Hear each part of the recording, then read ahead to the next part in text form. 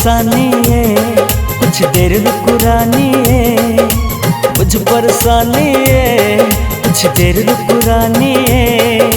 नहीं भले भोर कर दियो सोर नहीं लाज राखो ये। छोड़ छोड़ सैया हम नरम कलैया। बुझ परेशानी है, कुछ देर रुक रानी है।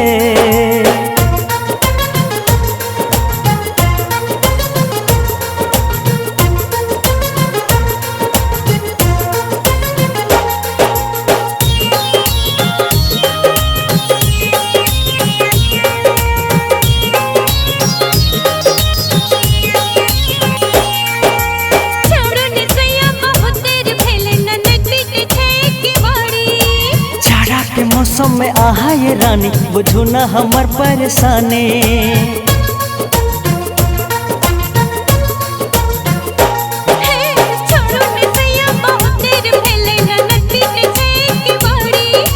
जाड़ा के मौसम में आहा ये रानी बुझू न हमर परेशानी।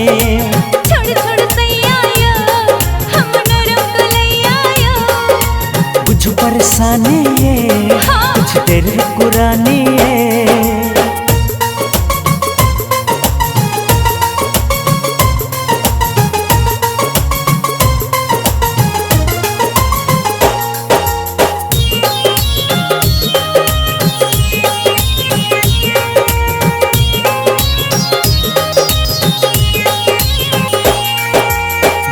लगल छे चारों बगलिए उगते सूरज आए सो। शादी ब्याह के महीनों ने लगले सैया जी हमसी पेटसा।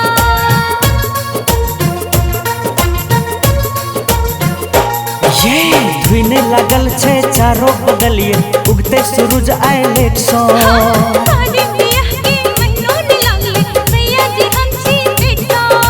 कुछ परेशानी है, कुछ देर कुरानी